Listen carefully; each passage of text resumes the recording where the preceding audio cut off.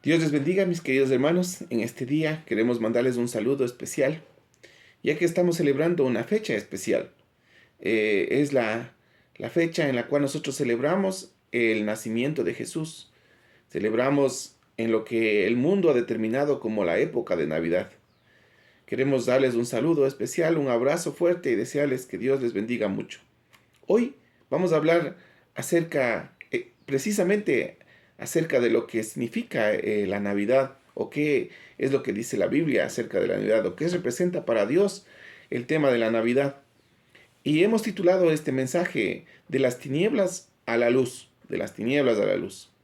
Permítame decir algunas cosas previas a darles algunas cosas importantes desde la perspectiva de Dios.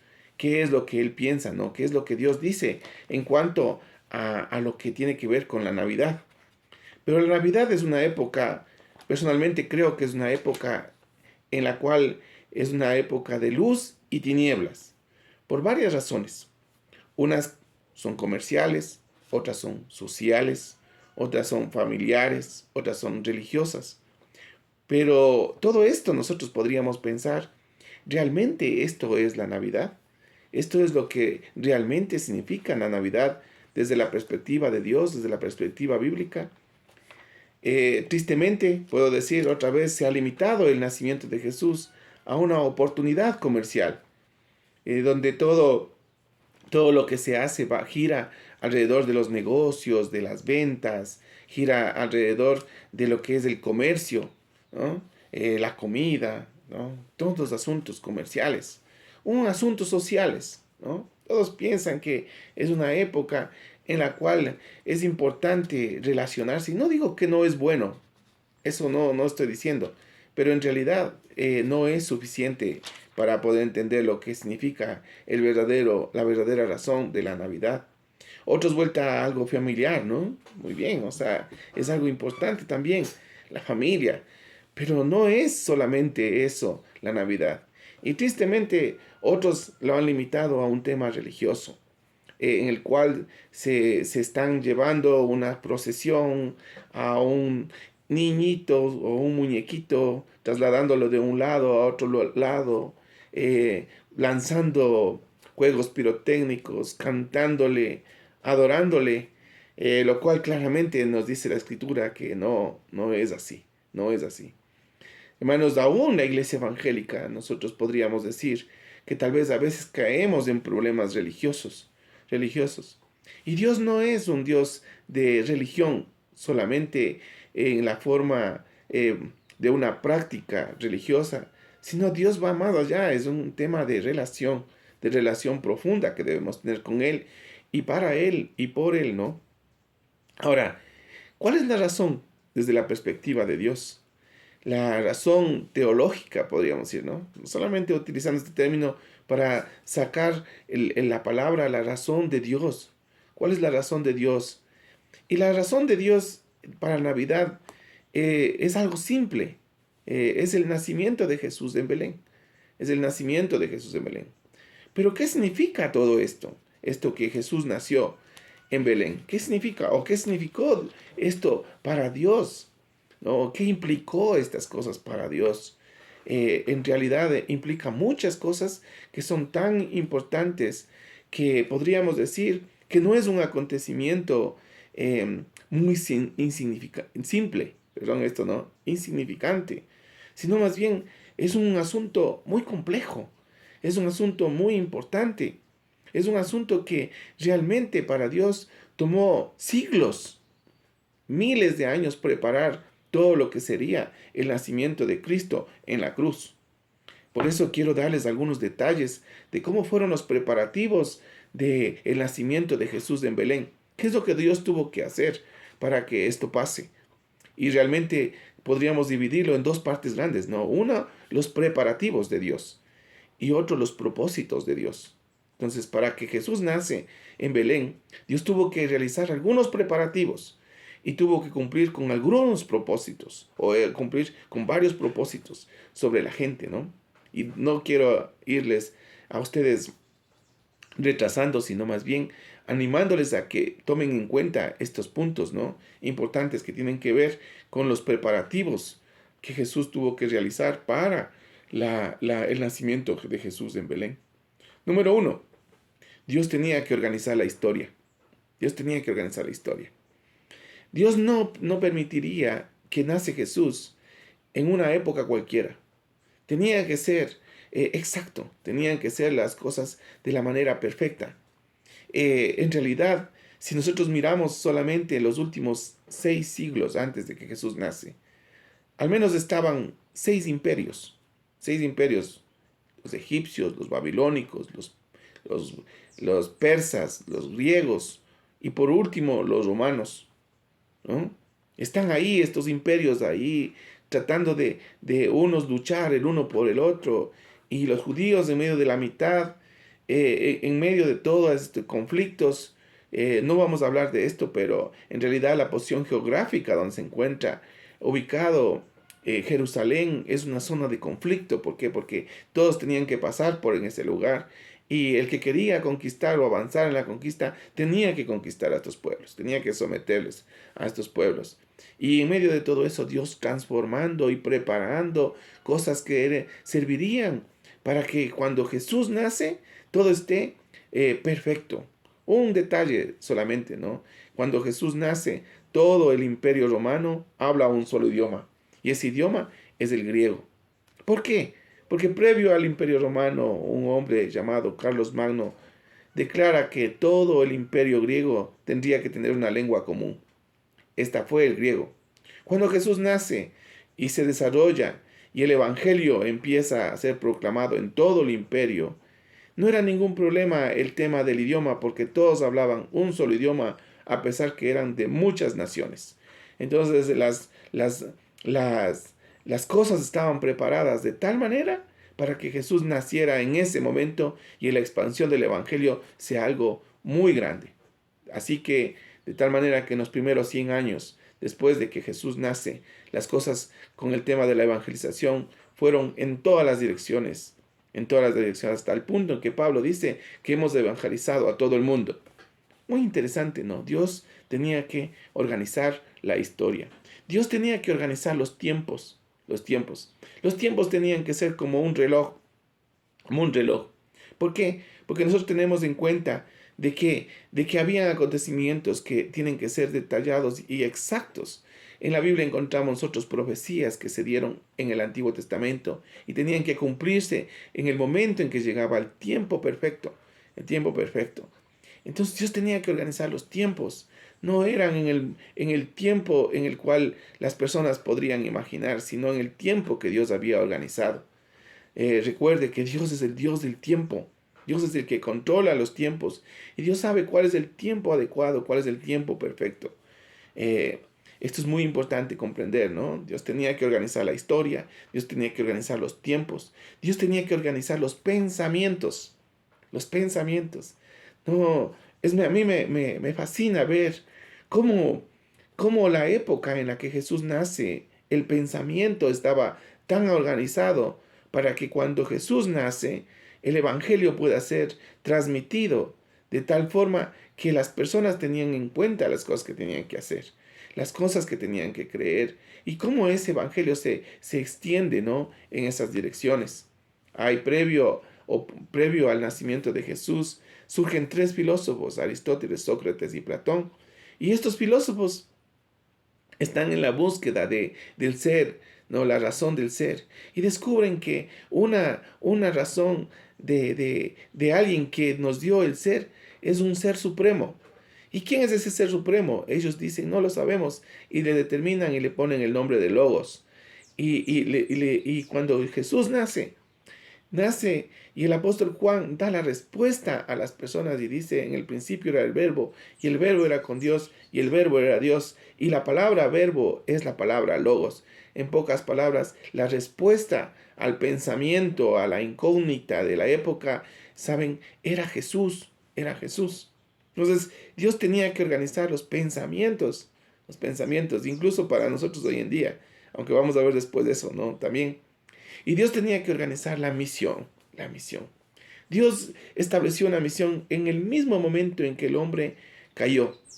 En el mismo momento en que el hombre cometió el pecado, encontramos nosotros en Génesis capítulo 3, versículo 15, la promesa de la salvación. Y de ahí un montón de promesas, promesas y promesas acerca de la venida del Mesías, acerca de quién sería Jesús, acerca de qué sería lo que haría Jesús, qué sería lo que rescataría al pueblo de esa humillación, de esa caída, de esa perdición eterna. Entonces Dios tenía que organizar la misión y la cumple, ¿no? En Jesús la cumple. Cumple esa misión y por eso el nacimiento de Jesús no es otra cosa sino el cumplimiento de Filipenses capítulo 2, donde dice la escritura que Él, estando en la forma de Dios, ¿no? Se despojó a sí mismo para tomar la forma del hombre. Y eso es lo que hace, ¿no? Se autolimita en su divinidad para poder tomar la forma de hombre y así poder relacionarse con las personas, y así poder relacionarse con la gente, y así poder dar la máxima revelación para el cristianismo, que es Jesús mismo, diciendo cómo es, quién es, qué hace, qué quiere, ¿no? Revelándonos su personalidad, revelándonos su obra y revelándonos su voluntad. ¿Para qué? ¿Todo esto por qué? ¿Todo esto por qué? ¿No? 4 razones por las cuales son los preparativos, ¿no? Y ahora 4 razones por qué son los propósitos. ¿Cuáles son los propósitos de Dios para que esos acontecimientos hayan pasado? Número 1, para que los personajes de la historia tengan esperanza. Para que los personajes de la historia puedan tener esperanza. Hermanos, de Hebreos capítulo 11 es un libro que nos relata acerca del llamamiento de hombres y de mujeres. Y dice que por la fe estas personas alcanzaron la salvación en Jesucristo. En Jesucristo. El libro de Hebreos claramente nos dice que puesto los ojos en Jesús. O sea, en pocas palabras, las personas de la historia tenían la esperanza.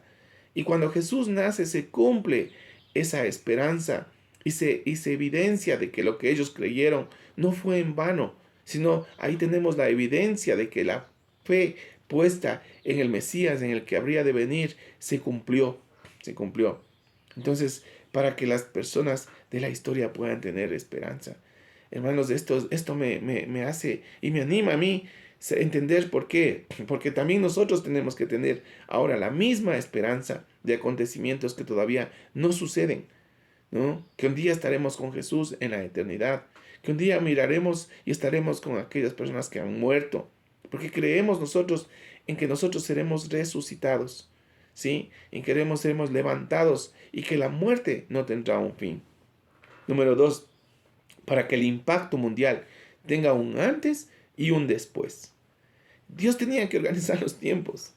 Y recordemos que aunque algunos digan que este no es de la fecha exacta y tiene sentido de que la Navidad no es en esta época, no se sabe exactamente, la Biblia no lo dice, ¿sí?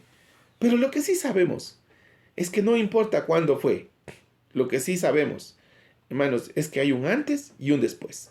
Y este antes y un después es reconocido mundialmente. Por eso tenemos nosotros ACDC, antes de Cristo, después de Cristo. Todo el calendario mundial, está organizado entre lo que es el acontecimiento del nacimiento de Jesús.